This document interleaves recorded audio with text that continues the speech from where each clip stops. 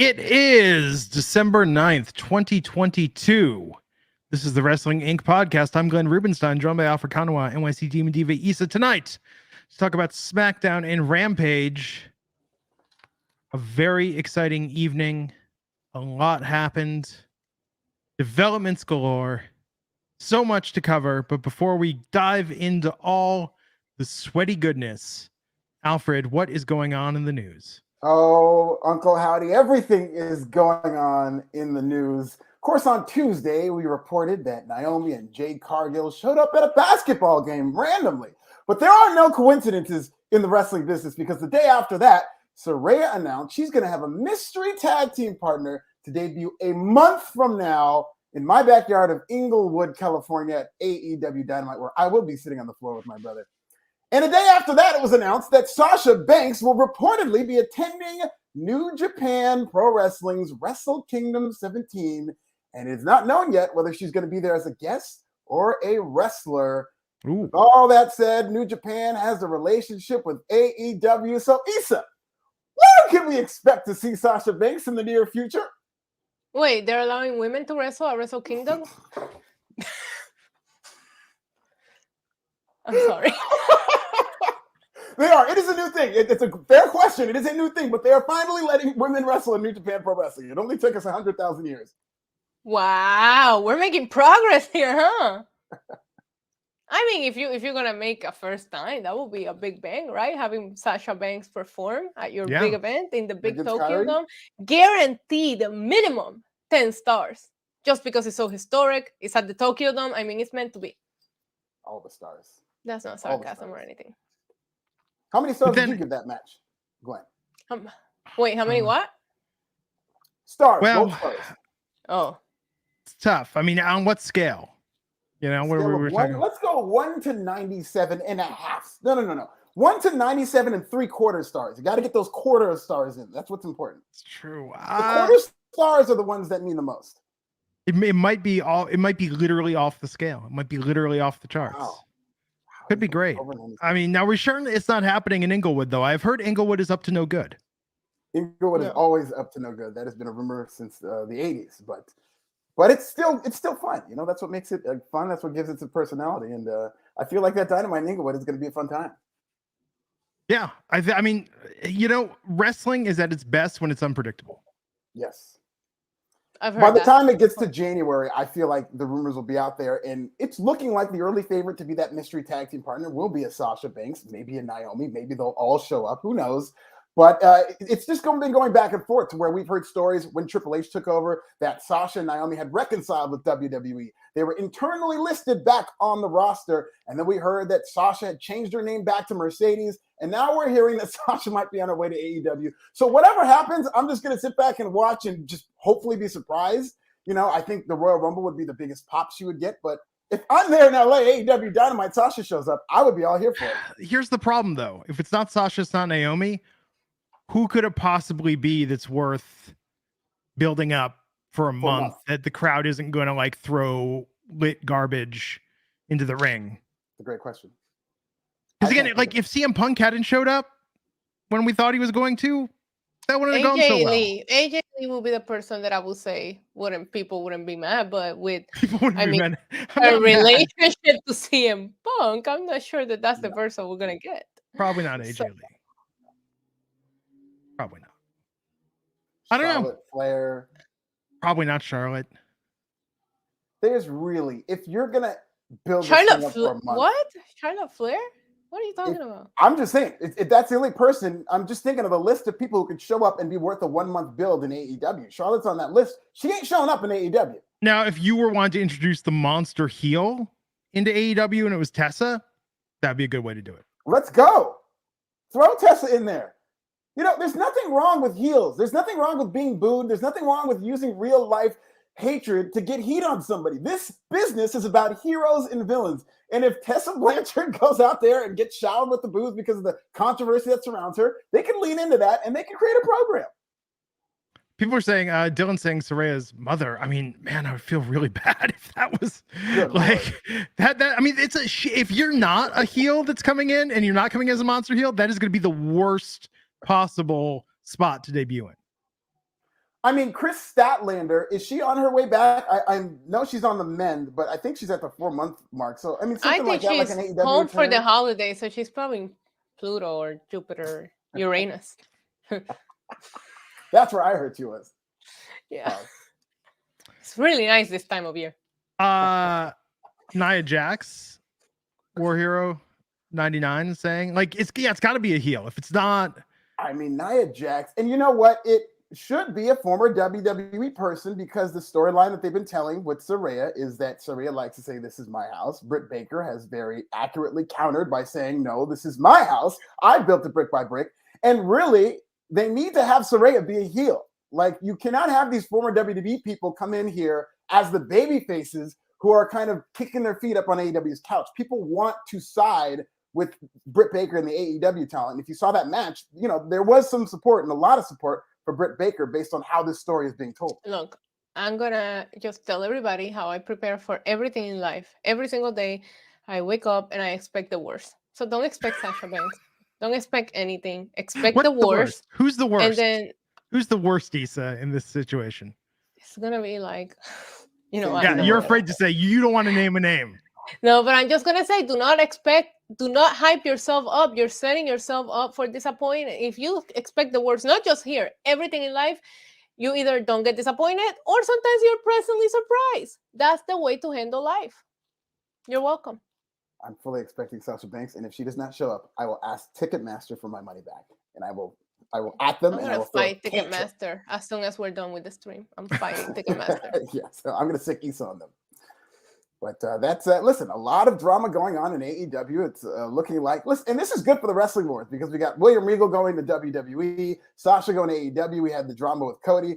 I think this is all good for wrestling as long as WWE and AEW are staying healthy and able to kind of trade these blows. I think this is great content and fun for pro wrestling. But absolutely not so fun for AEW is more Warner Media Discovery news, and the latest on that front is that the president of AEW Broadcast Networks is gone. Warner Brothers has been chopping heads. I heard Wonder Woman has gotten canceled after Batwoman did, and now Variety is reporting Nancy Daniels. She's a longtime executive with Discovery, an AEW advocate, just like Bret White's, which is the same situation, who loved wrestling. She's been removed from her post as of Friday, and her duties included content oversight for TNT and TBS. So another sign, in addition to all these budget cuts, in addition to all these top executives who are really in the corner of AEW being removed from their power, that I do think Warner Brothers Discovery likes AEW and wants to continue to create contract. But between the budget cuts and the fact that I think there's a cap on how much they're willing to spend, and the fact that a lot of these AEW advocates are being removed, AEW between now and 2024 is probably going to have to scramble to find something else, if not to just create a bidding war, if not to just get more money. But it doesn't sound too good for Warner Media and AEW, Glenn. We'll see. I mean, this is where a Sasha Banks could help. Oh, yeah. Mia Lee in the chat saying Lita was supposed to do something with AEW before. See, that would be a name that I think people would freak out. I was just talking about how much I enjoy Lita versus Becky Lynch. And doesn't even get talked about anymore because so much madness has happened, this year.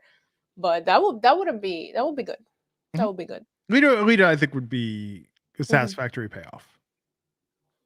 Big deal. I think that would be very good. And those legends, you never know what's going on with their contracts, whether or not they can be let out, and just so that would be something that I think would be a Lita, Trish, maybe, who knows. But yes, it's not going to be Nancy Daniels. I'll tell you that. And I hope that she lands on her feet and stuff like that. But she will not be the reveal for the Sasha or Saraya match. So best of luck to her and AEW coming up with these negotiations. I hear nothing but bad news. They're threatening to cut the NBA, and if they're threatening to cut the NBA, even if AEW does get that deal, you're on half a network if the NBA is gone. So they better pray that Warner Brothers stops at some point with these cuts. Yeah. But WWE is adding to their roster, and it looks like John Cena, as was announced today, is set for an upcoming SmackDown appearance. Are you guys excited about that? Glad that kid's finally getting an opportunity in the world of professional wrestling. Young stars. Nobody asked for this. You guys don't want to hear the I love John Cena. I think it would be great if he came back and did another stretch, even a short arc, get somebody over. I mean, the feud with Bray in the Firefly Funhouse match was phenomenal. Great feud with AJ. I mean, he's done some really good stuff. You know, Issa, tell me, who would you want John Cena to feud with at WrestleMania? And it seems like, all hands will be on deck, so you don't have to limit it to the main roster. But is there anybody who strikes you as somebody who you want to see John Cena face? I did enjoy his feud with Seth Rollins back in 2015. I really did think they really turned it up. I love the promo battle. Actually, the video package for their SummerSlam match is still one of my favorite all-time video packages. So I'm going to throw Seth Rollins in there. If we're not going to put him in the main event yet, I think he's doing work to get a big match at WrestleMania. That could be a good one. That's odd. I think I remember that feud in 20 when he broke his nose. That was a very good feud. Yeah. Jon Stewart was involved in that. Yeah, shut up. Yeah, let's not talk Such a good match, man. And, oh my God, Seth Rollins came out dressed like an angel in all white, and Barclays went crazy, and you didn't know who the babyface was because everybody was rooting for Rollins that night, and stupid Jon Stewart.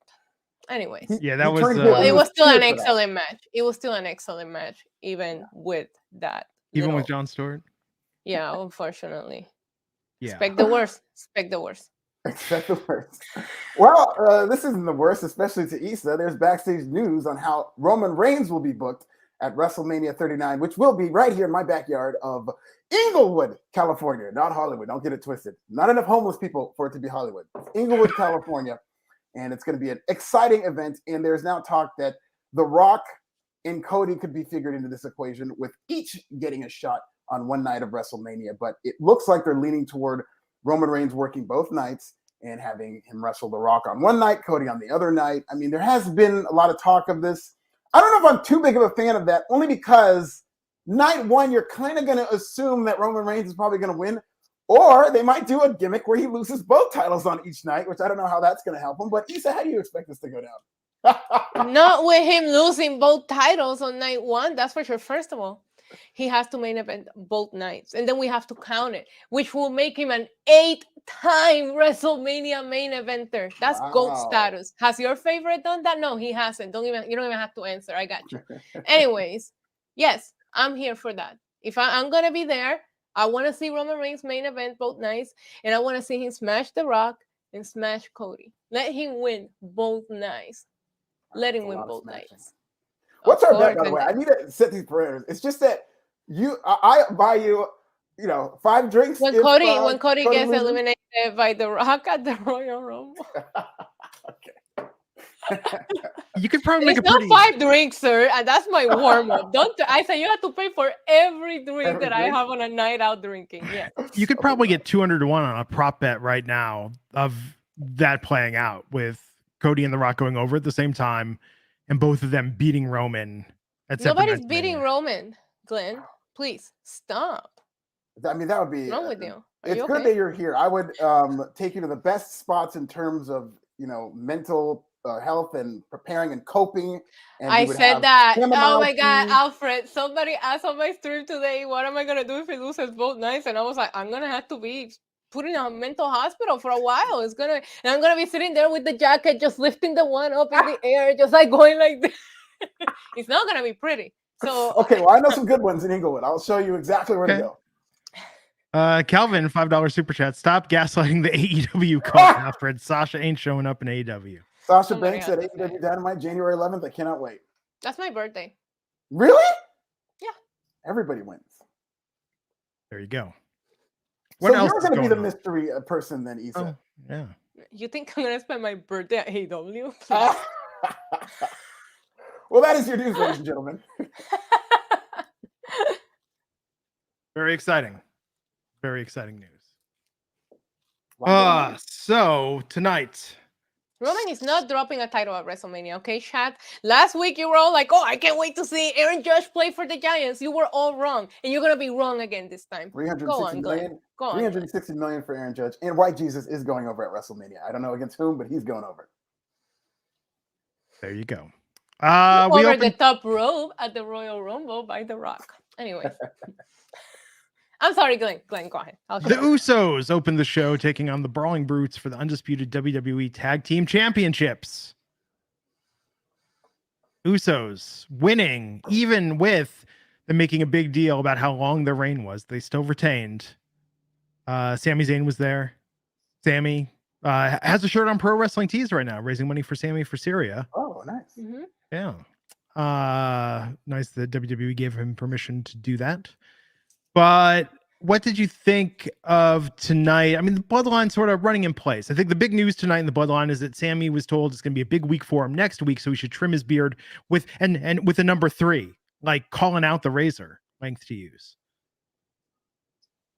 Yeah. Do you think he's going to go all the way into 0 and just like be clean shaven? Do you think this is part of a long game to get him to get the tribal tattoos? Oh God, I hope it is. He has to get the shoot tattoos too. I mean, if this were the Attitude Era, like, oh yeah. You know? Didn't Goldust almost get breast implants? Yes, that's the famous story. That's exactly what I was thinking of. If this was the Attitude Era, Sammy would already have cornrows. Oh, I want to see it. Like it would just be very inappropriate on many levels. Yeah, but tonight this was a really good match to open the show.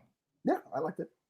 Yeah, it was a banger. We've seen it about 10,000 times, but I think everything's going to run in place, except for next week. I'm going to run in place because Roman Reigns is back next week. But I think everything's going to be running in place for a couple of weeks until we get through the holiday shows, and then things are really going to pick up. But it was a fun opener. They gave him a lot of time, and it was great. Sheamus is having a hell of a year. I'm surprised he hasn't had a feud, a main event feud with Roman. I agree. And as much as this match was predictable and nobody expected the Braun Brutes to win, this crowd was great. And they were really hot for the Braun Brutes. Braun Brutes have like emerged as a really good babyface team. And I like seeing them compete. And Sheamus has been great. Butch has been awesome. I thought the match was a lot of fun.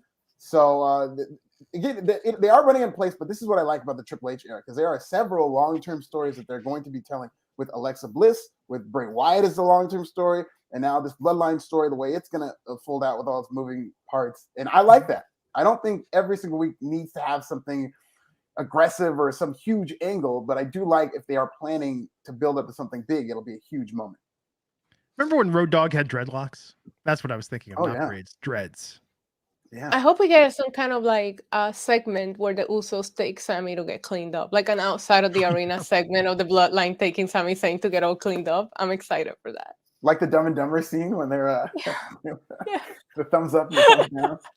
I think it would be awesome. I'm very curious to know what's going to happen with Sami Zayn next week. They got me invested. Roman is going to be there. I don't know if I mentioned to you guys, but Roman is coming back next week. Oh, is it coming back next? Roman Reigns. Yes, Roman Reigns, the tribal chief, the head of the table. Head of the table. I think I've heard of that. That sounds faintly familiar.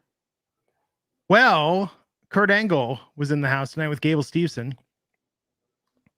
I like this as an introduction for Gable Steveson, and I really do think if he's going to be on TV, he needs Kurt Angle to be his mouthpiece. Alfred, they've introduced him a million times. Like, well, yeah, just to wave to the crowd, but this seems like he's finally going to be involved in storylines and as an actual talent. And he actually disappeared after they introduced him the last time, so I really don't remember it. I know, and that's what's going to probably happen again. He just goes away. That's his gimmick. And then they'll introduce him twice, both nights at WrestleMania, and he'll disappear again like they did this year. You know how it is. And what's with babyface Braun Strowman now?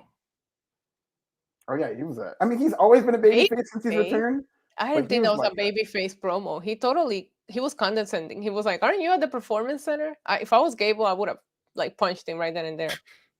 Like I'm a medalist, bro. Like shut up. What have you done other than wear red hot pants and get fired? Please. He tweeted about flippy floppers. He did that. Yeah, he's controlling his narrative.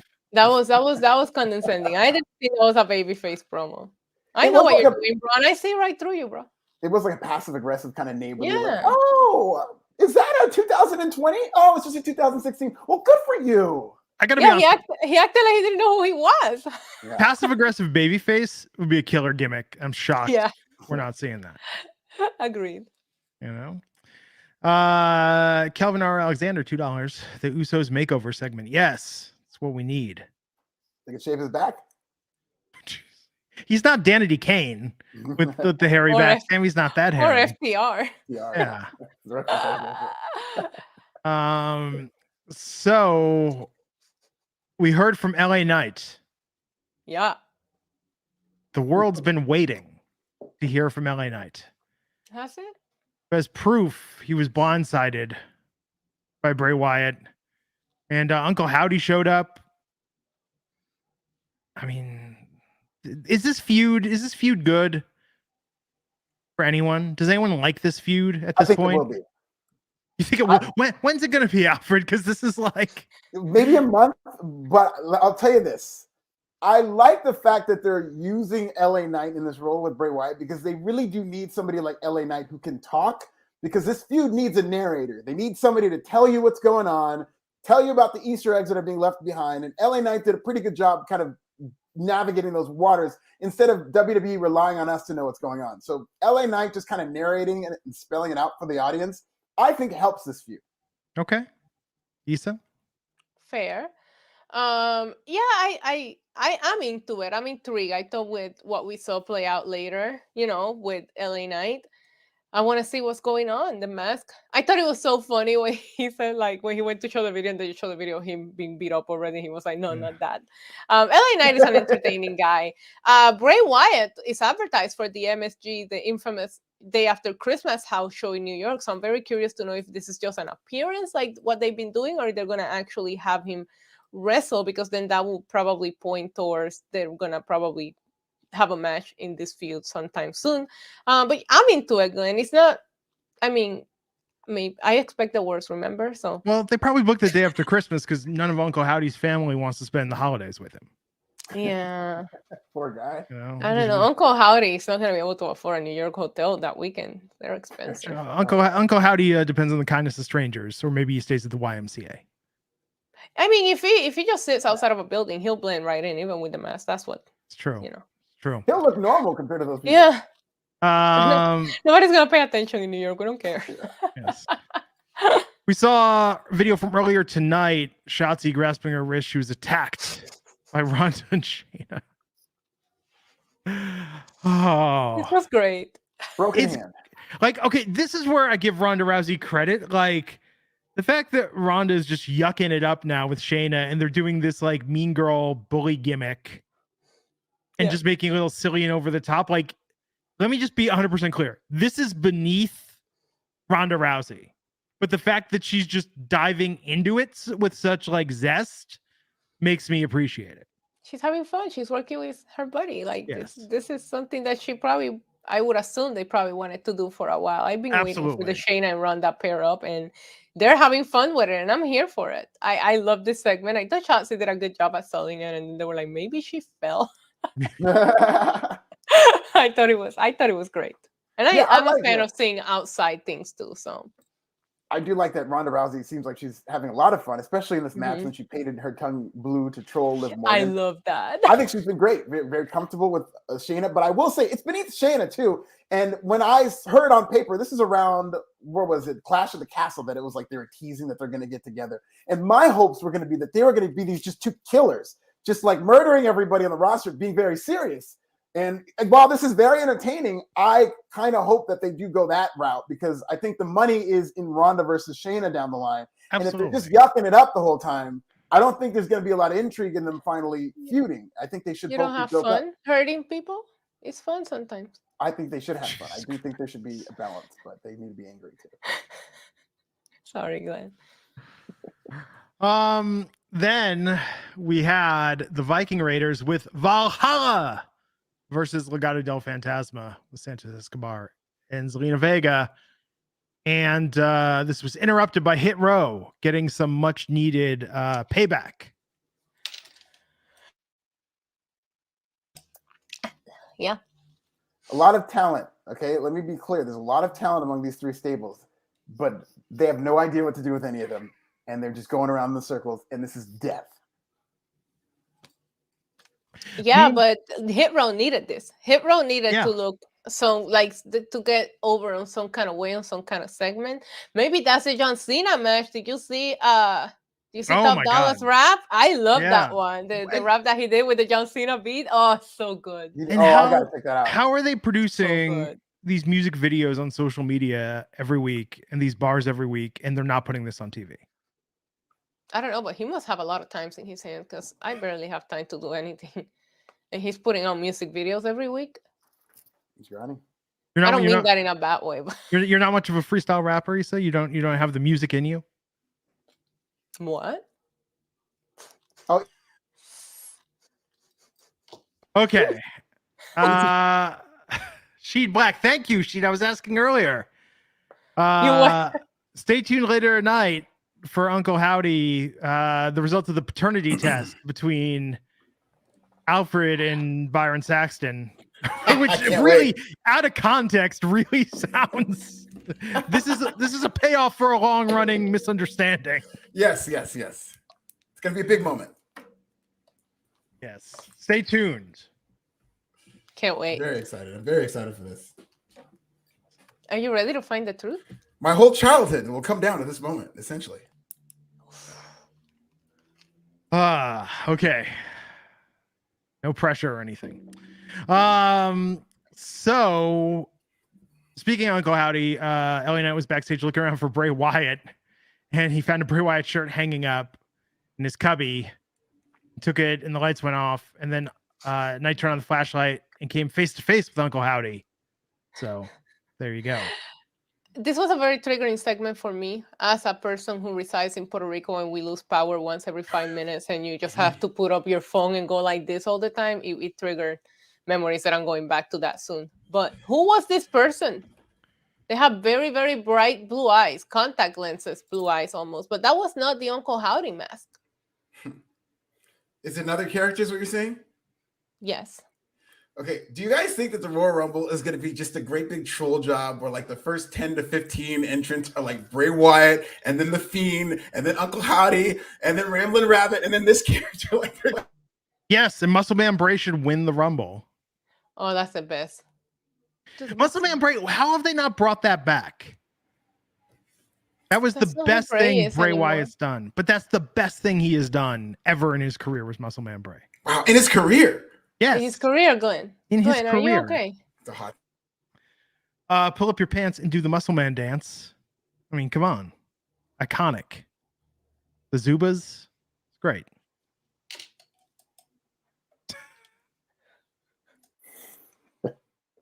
Fernando Perez. Early predictions for the Rumble. Well, Muscle Man Bray. Muscle Man Bray wins. No, Bad Bunny wins.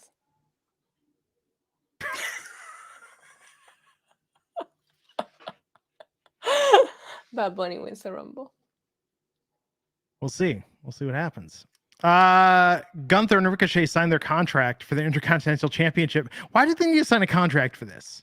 This makes no sense. So we can make a 6-man tag player. Yes. Well, Xavier Woods and Kofi Kingston came out ahead of their match tomorrow. Okay, I think this is storytelling, and I think they're going to not be able to compete tomorrow, and maybe Tyler Breeze comes back to face Pretty Deadly. I don't understand how you're so hopeful about everything. It's all I want out of life is I know the Fashion Police to have a match against Pretty Deadly. All I want. I think there's a chance Tyler Breeze shows up in the Royal Rumble. Yeah, that's maybe. any consolation. Maybe. I think he can make an appearance tomorrow. I think it could happen. He's doing a lot on YouTube. Still tight. Somebody said Glenn is loaded up on milk and white energy. I did have some vegan hot cacao earlier with the cashew. Oh, there you go. Yes. Love me some vegan hot cocoa. Vegan marshmallows and everything. So contract signing was good segment. Well, they said Imperium can't perform. Yes, that was the big joke they made. Here's the thing that's so funny. We're seeing this in both companies. In AEW, they're doing this whole thing where it's like professional wrestling. Sports entertainment is bad. So the sports entertainers are the heel, but they're being entertaining. So they're starting to get over with these pro wrestling fans. Like Jake Hager in that purple hat is hilarious. He's been showing up everywhere with his shirt off and the purple hat. It's like the most over thing. They booed Cesaro for kicking it into the crowd. So the sports entertainment's getting over in that company. By the way, scissoring, is that pro wrestling or sports? No, that's sports entertainment. Scissoring is the most over thing they have in that company. Acclaimed is sports entertainment. That's getting over in AEW. And then we see this in WWE where it's pretty much the same thing, except the pro wrestlers are the heel. So like Gunther cutting these serious promos about I'm a pro wrestler and it's not about entertainment. And New Day, the most entertaining team probably ever, are the baby faces, which is how it should be. Pro wrestling is not better than sports entertainment, period. They need each other, but when it comes to drawing money, sports entertainment wins every time out. Agree. Yeah. Yes, Sergio has it correct. 2 things I want to happen in WWE. Tyler Breeze returns and they bring back Swerved on the WWE network. Oh, yeah. Wait, are you talking about Swerved or Swerve Strickland's podcast that was on the WWE network? No, I'm talking about Swerved. In fact, I'm surprised Vince isn't like, I'm taking the rights to Swerved. I'm going to go do it on YouTube. I'm here for it. This is Vince playing really uncomfortable practical jokes. No, this was a good segment in this match. Imperium versus New Day and Ricochet. Really like this. Yeah, it was really good. Very long, but it was fine. Yeah, I thought the same thing. Fine. They gave it a lot of time. This show felt like we're just gonna give this matches, except for the women. I guess they took kind of copying AEW here with that. But yeah, they didn't give the women a lot of time in the ring, but everybody else got a lot of time, including this match. But it was fun. Yeah, New Day and Ricochet getting the win. Kurt Angle's birthday party was tonight. Yeah. Jason Jordan was there, his son. There's been a lot of bad segments, where they go backstage. Like I wasn't a fan of the poker thing they did on Monday, and whenever WWE builds a show around these backstage segments, it's usually pretty bad. But this was funny. Like Kurt Angle's a legitimately funny person, so a lot that he's involved in, he elevates it. But I thought the backstage segments were very good on this show, especially with the Jason Jordan giving him a child's drawing of his dad. That's the drawing that I gave to Byron Saxton. Oh, no. With the Bloodline celebrating with Sammy, and talking about he's got to shave that beard for next week, get cleaned up. Rey Mysterio rehabbing. It was great having Karrion Kross come in and go, "Hey, Ray." Yeah. Like, okay, Karrion Kross is not as cool. Like, Karrion Kross gets less cool the longer he's been back in WWE. Like, not like he's out there wearing the helmet and the straps again. But this is not who it wants. Tell me this segment didn't feel like Ray was in a therapy section. Like he's just sitting there in the chase style, and then like Karrion Kross is over there talking about Romania. Like, what was this? Yeah, it was very long. And I agree with you, Glenn, but that's always been the thing with Karrion Kross is he's all about mystique. Yeah. And he should not be sitting there cutting. Like, you're right. You said that was the least intimidating thing you could ever do, is him just sitting down, like droning on about all this stuff. He's supposed to be this killer.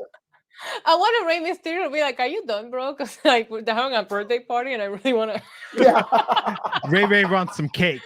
Save me the corner piece. It was a very, very weird and odd segment, and I guess this is Karrion. I don't know. I'm telling you, the only cool thing he's done is the aggressive water bottle that he threw at Drew McIntyre at Clash of the Castle. That's it. That's his highlight so far. When they flew him all the way to the United Kingdom to throw a water bottle. Mm-hmm. Kelvin saying, check out NXT Level Up when you get the chance. Saw Ruka hit what might be the coolest finish I've ever seen. Yeah. The crowd and commentary booth was crazy. I wish I would have watched that instead of Rampage tonight. I'll check that out. Don't we all? Well, maybe the second half of Rampage. That opening match was pretty dope. It was. Yeah, but you should check it out. That move was amazing. I saw it come across my social media, and I'm like, holy shit, why doesn't she do that in actually NXT? Oh, because they have her lose, so she can't hit a cool finisher to lose. Well, Liv Morgan and Tegan Nox tonight defeated Ronda Rousey and Shayna Baszler. I love the video package for Tegan Nox before the match started, because I've been saying they need to introduce her better. Some people might not know her. She wasn't on the main roster for that long. So I'm excited that they gave time to tell us who she is. And it was an unexpected result. Jesus Christ. No. Karrion Kross is here trying to play Gary Oldman's Jackson True Romance. I just watched that again like a week ago, and I was like, you couldn't do this today. There's so much in that movie you could not do today, but Drexel in particular, you could not do today. By the way, I'm watching Sol Ruka's finisher. Bam! I just watched for a third time. So that good. Is incredible. So good. I'm not even going to say what it is. You guys got to see it for yourself. It's really good. Excellent. Yeah, it is. It is. I love Ronda's mannerism making fun of Liv Morgan, and I thought the finish was unexpected. I didn't think that the baby faces were going over Shayna and Ronda, so overall, I thought this was only 4 minutes, but I thought it did a lot for a lot of people here. So yeah, and I do think they kept it short to protect Tegan Knox because she's had several, as we know, serious knee injuries, and so she's probably just working her way back. Who knows when the last time she wrestled was? So I think they did do it short to protect Tegan Knox, and I liked it. I thought this is the best Ronda we've seen in a while in terms of just how comfortable she was in her personality. You okay, Glenn? Saw Ruka's finisher. Good Lord. Right? It's a great So good. finisher. Yeah. Randy Orton might have a little problem with it, but who cares? I mean, that makes the RKO look like garbage. Like, that's so much cooler. There's so much cooler version of that. Uh-oh. Don't talk about the RKO like that. Come on. RKO is kind of basic. Yeah, DDP already did that. It's true. So Kurt Angle celebrated his birthday and he was interrupted by the Alpha Academy. Man, Otis and Chad Gable getting a main event segment on SmackDown. Otis and the freaking tie to his neck. Yeah. What was that? And that cake, somebody like gave that baker's number to Jade Cargill because she had a really shitty cake at her celebration and she could have taken some tips from this celebration. Yeah, Jade Cargill deserved better than that cake, and this was the cake that she should have gotten. Yeah, agreed. It was so cute, but I mean, we all knew where this was going, right? I thought they were gonna let Kurt Angle talk a little bit longer before the interruption, but no, they came right out. But it was so wholesome. This whole segment just felt wholesome. Like you said earlier, Kurt Angle is legitimately a funny person. The old school milk truck. I thought this was all in good fun and entertaining. I liked it. Yeah, I loved it. And they brought the truck out and then they started throwing milk bottles at him. So I was thinking, what, do they not have the hose? This is going to be the worst thing ever. But then they did it. Thank God. Because I thought that there was something where they weren't able to get a hose in the building and it would have been horrible. They did botch going through the cake. Gable ended up dropping the cake instead of going through it. I thought that was funny. Oh my God. I laughed when Gable was like, I'm eating your metal and it tastes like disappointment. I was like, what? That was very funny. I know it was a great segment, and like I said, wholesome, overall fun stuff. Alpha Academy is in a good spot. They're in that heel role where whenever a legend comes in, whenever a celebrity comes in, they'll work together. But like you said, Glenn, they're in a main event segment. They get a lot of exposure, and I do think Alpha Academy is really good in terms of their performance. So yes, we had Gable Steveson and Kurt Angle spraying Alpha Academy with milk as we went off the air. Yes. Vulture talks as Kemp greater than Gable. That's not really a hot take anymore. I think that Gable has a lot to live up to now that his brothers come through and really done a great job in NXT. I'm actually looking forward to Kemp getting called up more than Gable. But Gable, I think, has a lot of potential, and they're going to give him a lot of chances, as they should. But he does need a mouthpiece and a manager, and I think Kurt Angle would be perfect. Yeah, I agree. So Rampage was pre-taped tonight. Yes, it was. And we opened with Moxley versus Takashita. Shocker, Takashita, pardon me. I always get in my head. I'm like, is it pronounced that way? And I'm always like, it's the other way. And then I'm always wrong. Every time. I pick it's like trying to put in a USB thumb drive. I'm going to be putting it in upside down. Yep. Whatever I think is the right way is always the wrong way. Thank God for USB. I have problems putting it in the right way. Every time. We've all been there. Thank God for USB-C. No wrong way to put in a USB-C. No wrong way to put in a BBC either. Okay. No. Stop. I'm sorry.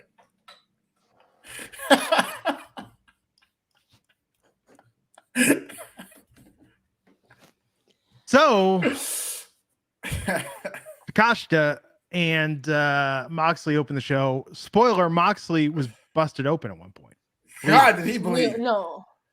Oh. Moxley never. He's got to stop doing that at some point, doesn't he? Like, it can't be healthy to bleed the amount. God bless Jon Moxley for doing it. He's such a great bleeder. And, I think he definitely, as great as he is in this era, he's definitely for the other era. He belonged in the territory eras. But my goodness, This guy can bleed.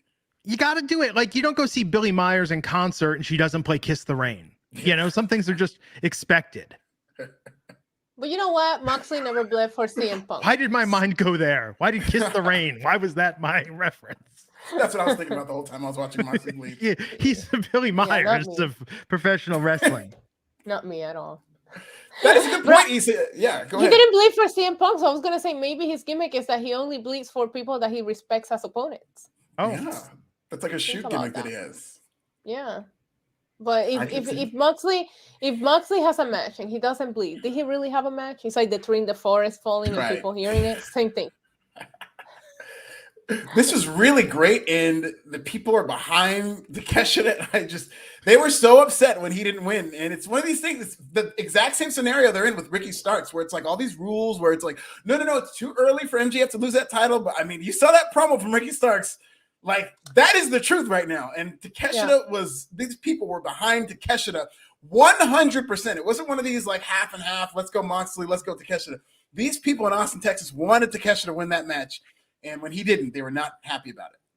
But you know what? When it comes to the Ricky Starks thing, because I loved what he did on Wednesday, but one of my, if not my favorite story that AEW has told in the 3 years that they've been here was the Hangman Adam Page story. And they didn't pull the plug on him too early. And that's exactly what made that story so good. So I'm hoping that maybe not a copy paste of it, but maybe that's the route that we do take with Ricky Starks, where just because he doesn't win his first shot doesn't mean that he can't go on to become the top guy. And it could be a fun story to follow. And I would love a copy paste of that, because it made Hangman Adam Page into a babyface, a top babyface perennially. So if they have that plan for Ricky Starks, they did so good with that. Yeah. Sega Genesis $20 saying Blood has a better record against Jon Moxley than the Harlem Globetrotters have over the Washington Generals. That's amazing. That was worth it. That was a $4 super chat and a $20 super chat. Incredible. That was great, Sega Genesis. Oh man. So Moxley won that after confronted by Hangman Adam Page. Speaking of, starting to fight with him after. I'm excited for this feud, a nice little grudge feud without needing a title involved. You have two main eventers. This is going to be fun. And I think we should see a heel turn from Jon Moxley before this match, and Hangman should be the babyface, because there's been a lot of resistance against him lately. He's not a heel? Jon Moxley is not a heel. He's being treated like one, so he needs to just turn. I thought he was, because the first time that Hangman came out to confront him, the first thing he says, "Are you sure you want to do this again? You remember how it ended last time?" Yeah, we know he was concussed and carried out. So I was like that. I feel like Moxley knows what role he's playing. He did it at Full Gear. He knew the crowd was going to be behind MJF, and he worked that match like a heel. So I like Moxley being in this weird, you never know territory where he just knows his roles and works like that. So, but I see what you're saying, like take an official heel turn out. He should. He's not part. Yeah, because William Regal's not here anymore. Exactly. So he could do, he could go in his own way and do his thing.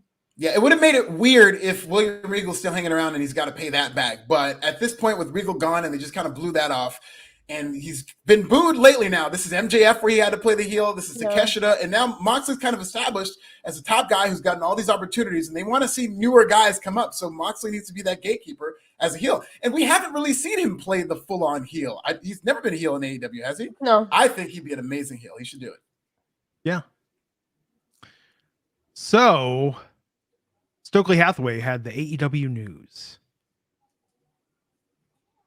What? This was awkward until the end. The thing with Keisha and Waffle House popped to me. But other than that, I was like, what's going on here?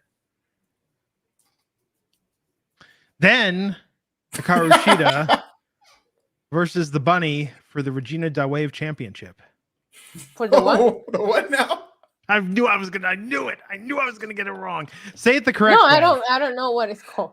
I genuinely don't know what you're talking about. The Regina Dawave Championship. DI. Oh, this is a Pro Wrestling Wave Championship. This is a real thing. Yes. Yeah, I'm not. It sounds like college. Like she graduated college or something. What's She learned Regina another Dawave? language or something. Yeah. Like a language app or Good for Regina. She's single, Regina Dawave. Can find her at Applebee's. I don't know what this title is. No clue. Well, Hikaru Shida still has it at the end of this. Well, AEW doesn't have that many titles, so we really do need some new ones to be introduced. So I'm all for it. Things that nobody said ever. Anyways. I mean, it's a good match. It wasn't terribly long. I thought it once it got going, it was good. Yeah, and Hikaru, she does very That's good. what he said. Yeah. But then Jamie Hayter came down to the ring and stared down Sheeta at the end. Yeah, because the winner was going to be the number one contender. Yeah. Because Rosetta, whatever the name of the title is. The Rosetta Stone title. Yeah. I think that's going to be a great match. It's unfortunate they're not doing much to build it up, but Hikaru Shida and Jamie Hayter is going to slap. Is that going to be on Winter is Coming? I think it is, right? I think that's what they said. It's going to be at Winter is Coming, but they've got a lot of shows coming up, as Excalibur will tell you. Oh my God! Everybody's coming, like Veer.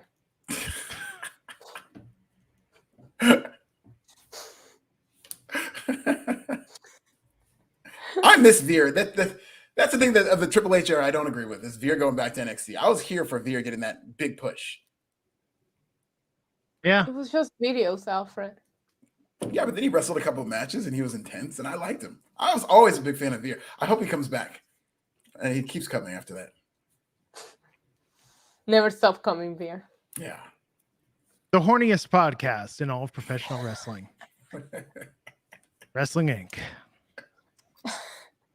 Mercedes We should Martinez. keep that for Tuesdays because NXT is the horniest. NXT is Yeah. the horniest show, like by far.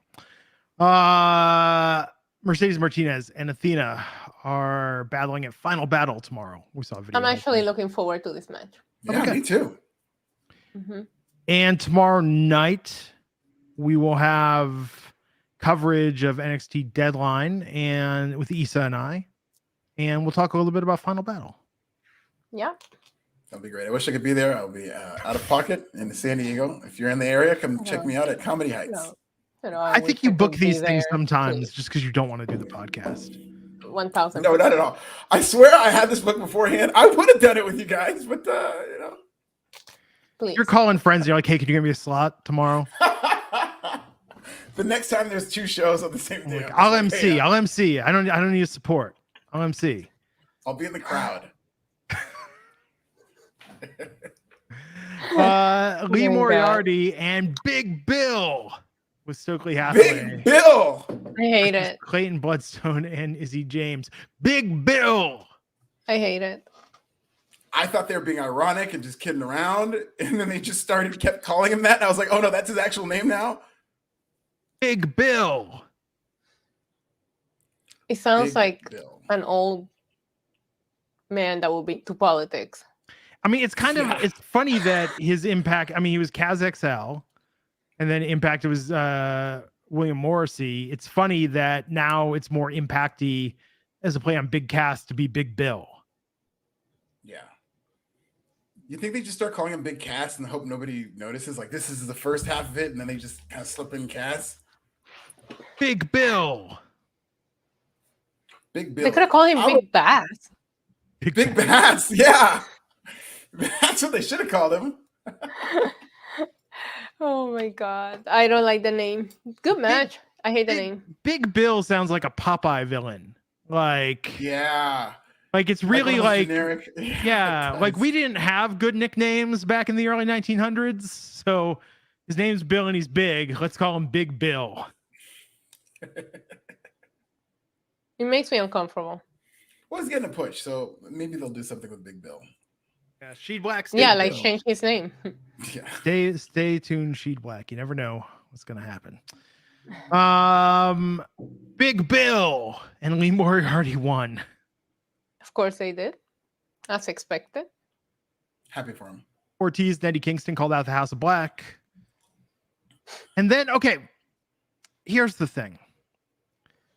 They're ruining Orange Cassidy. Now that Rampage is like the Orange Cassidy. Like, I don't want to see Orange Cassidy in the main event of Rampage. Or his friends in the main event. Like, just stop. You're putting him in the closing spot, not the headlining spot, the closing spot too often. But I do think, okay, Rampage is a different animal because it's such a cold show that being in the main event might hurt him and make him seem like a smaller deal. But it is good to be, consistently main eventing. It's just whom he's main eventing against, and they don't have any stories. Who's he main event against? Trent Seven, who in WWE 2K22 in my GM mode is the cheapest wrestler to hire and add to your roster. Wow. Big get, TK. Huge signing. The wrestler that costs the least in GM mode. This is the same company that doesn't have any creative for Miro. Yes. Yeah. Can you imagine? But they put Orange Cassidy here. They put him on Wednesday. They put him everywhere. God. Anyway. With Trent Seven, who I didn't even remember. I was like, when did he leave NXT UK? I thought he was still. I don't even know who he is. I saw the name and I said, I know that guy from somewhere. And then when I saw him, I was like, oh, that's right. That was the guy that was on that one episode of NXT. Wonders for Orange Cassidy. My favorite part of this match was when they were doing the gimmick with the pockets and the mustache. And Jim Ross is seething at this. And Jim Ross goes, what a euphoric moment in pro wrestling. He hated it. Yeah. Orange Cassidy won. As expected. I will say the first 15 minutes of the show felt like Dynamite, and then it went back to being Rampage. And then Kip Sabian beat up Orange Cassidy while Penelope Ford held back the referee, Dustin Rhodes. And that's like, why? Why do these all end the same? We have the match that someone beats up. Oh, someone's running out of the locker room to make the same. It's the same shit. Week in and week out. And they have nothing for Miro. Yes. It's very tough. Every week until Miro comes back, I will keep mentioning. And they wonder why Rampage viewership just keeps going down. 100%. Justice for Miro. Forget the Orange Cassidy show. Make this a Miro show. He needs to be cutting promos and being on this show, and if they could build this show around him, maybe their ratings will go up. Yeah. Miro should have a freestyle battle against the Acclaimed. Yeah, I'm here for this. There were points that I've said on several times on this podcast, on the Wednesday podcast you used to do with Justin, where I'd say Miro is the best thing in AEW. Miro's great. From a creative standpoint, from a promo standpoint, the TNT title has never recovered since he lost it. No, never. He was the TNT title. What Carmelo Hayes was to the North American title, where it was like he's so good at being a champion. And you thought of Miro when you thought of the TNT title, and that's hard to do. Sega Genesis $20 saying the rumors that Miro didn't want to put over Orange Cassidy, and frankly, a behemoth with a thick accent who's out for revenge against God should not be losing to a guy who does he shouldn't. I agree with him during his matches. Yeah.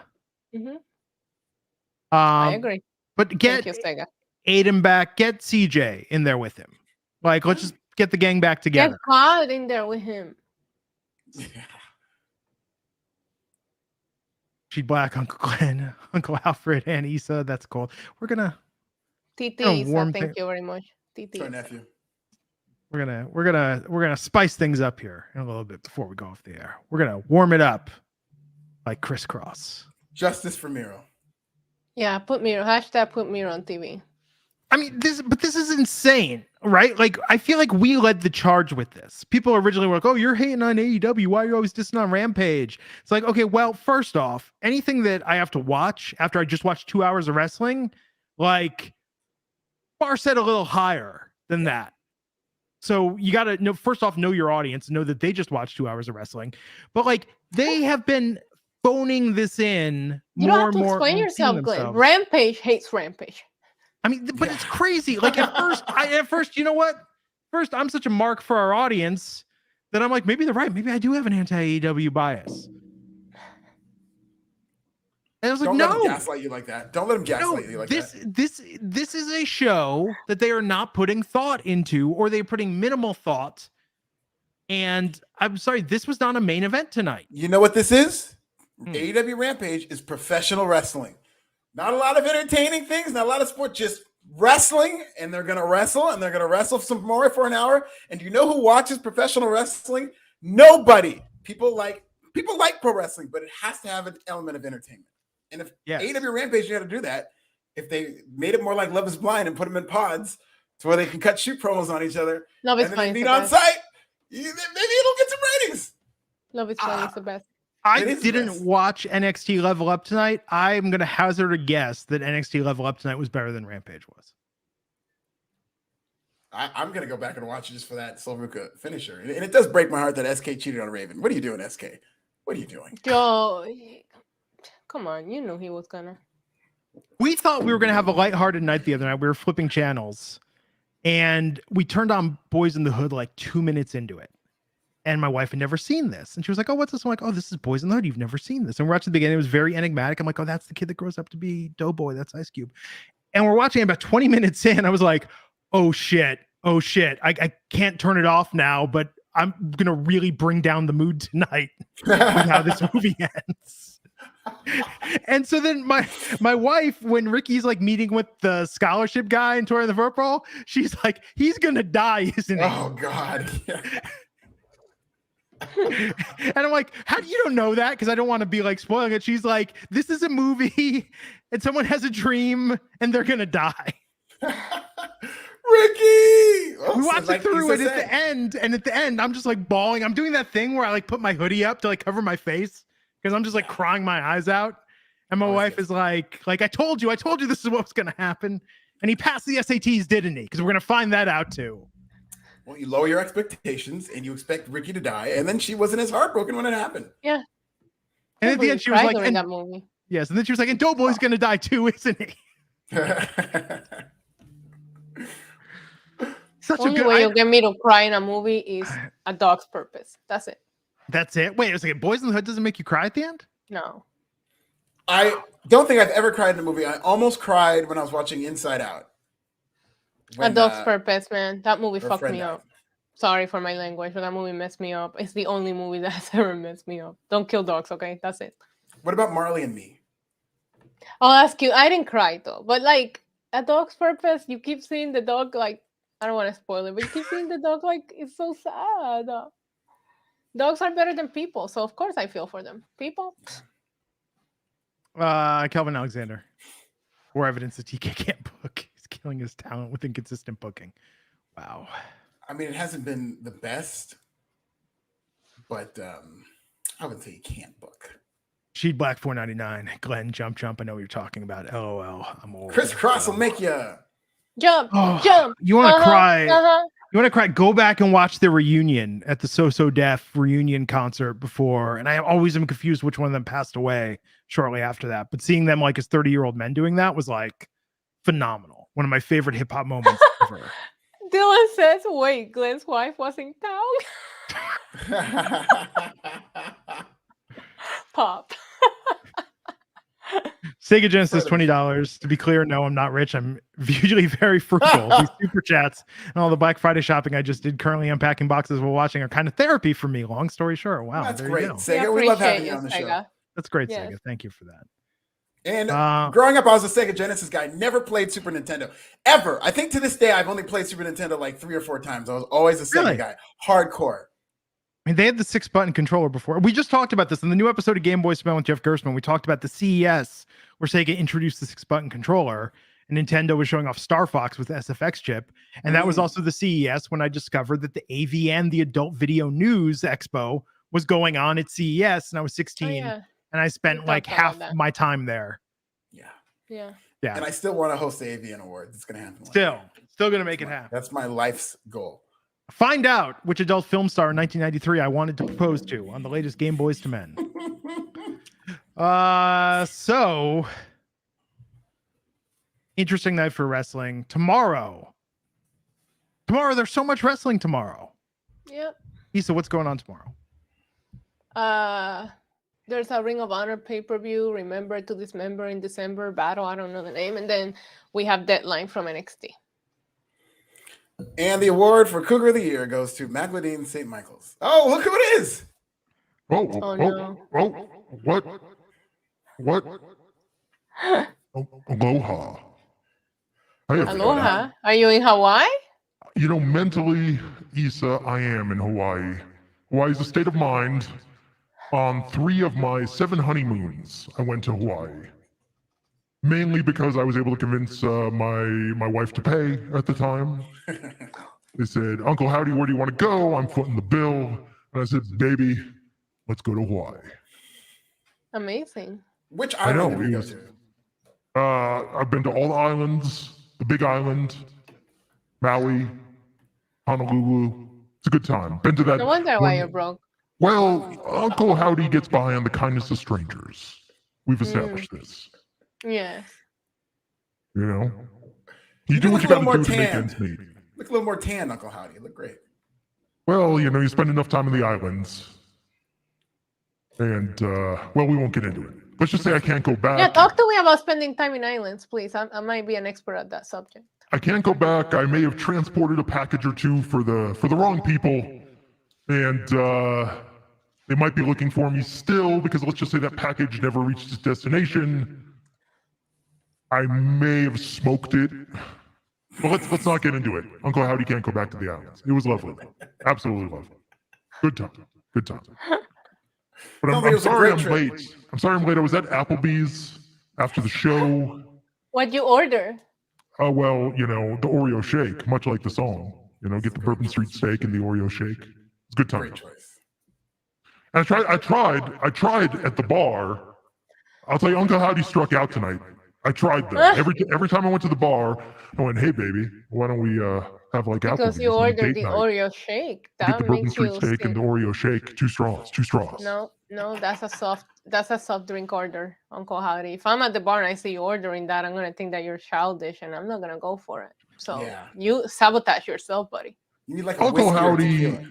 I'll just say this. Uncle Howdy appreciates a woman who appreciates an Oreo shake. I'll say no more.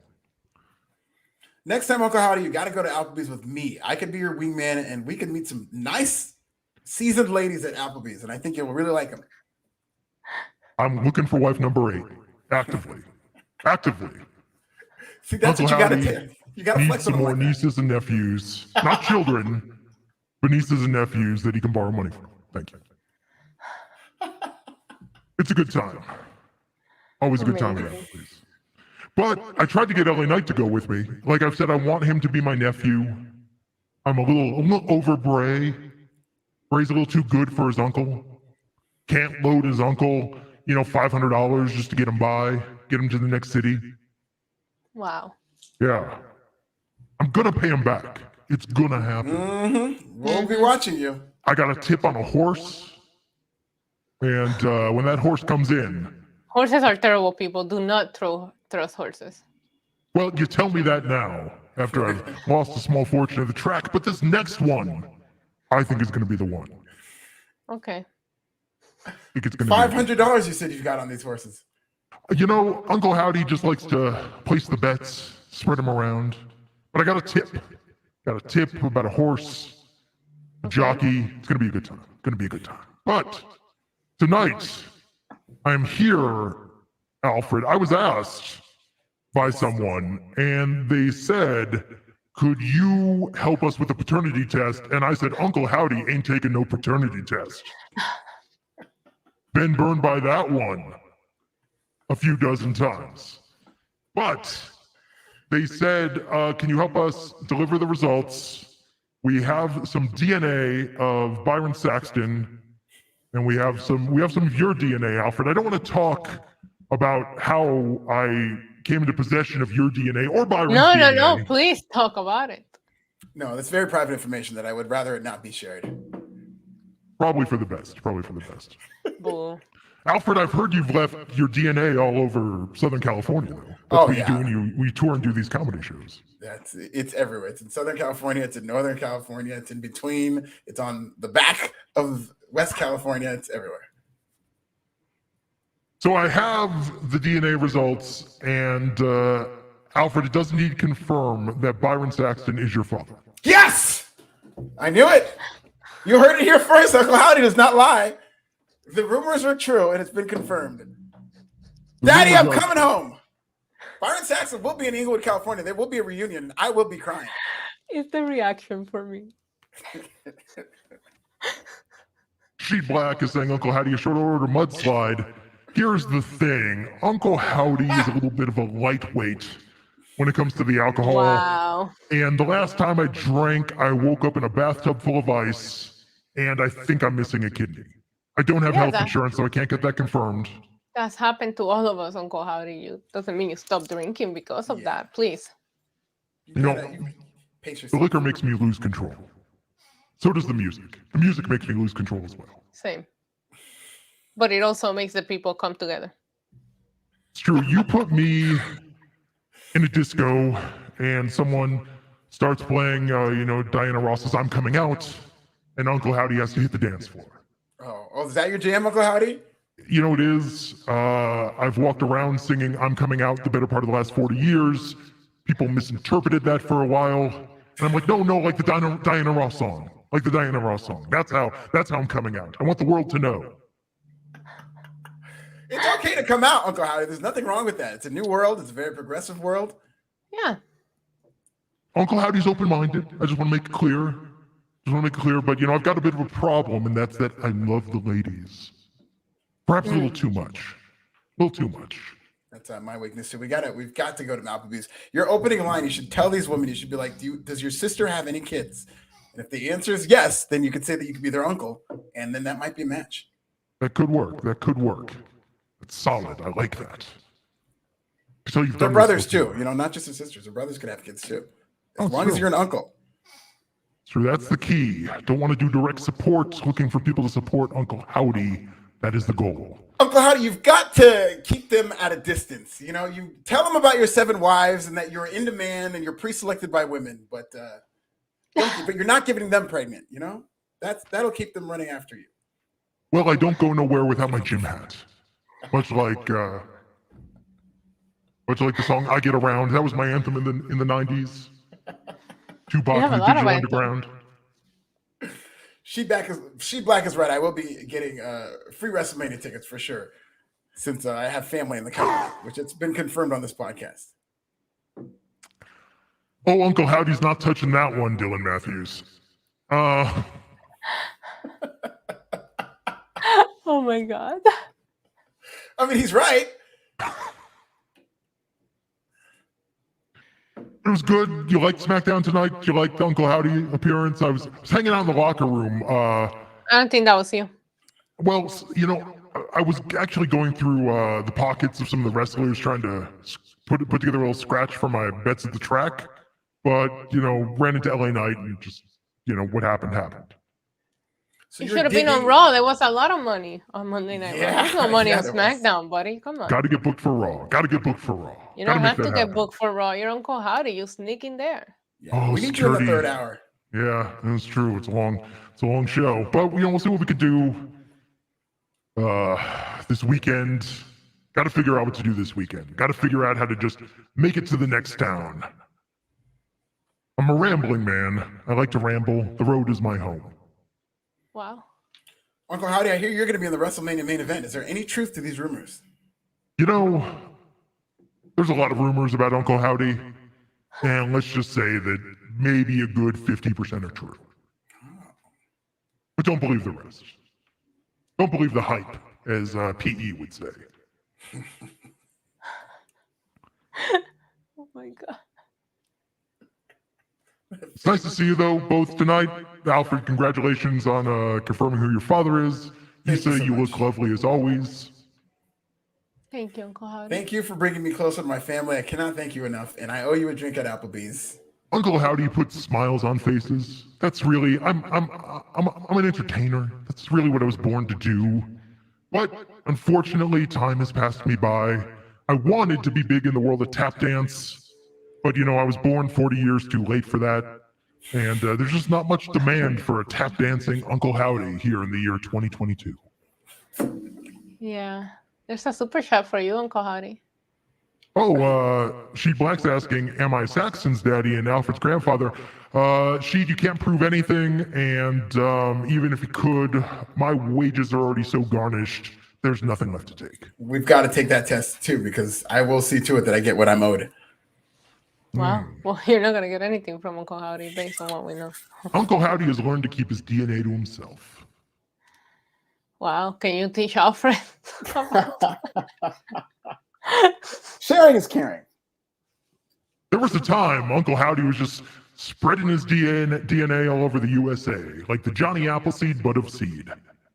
Everywhere I went. Ew. Skeet, skeet, skeet. Across the USA.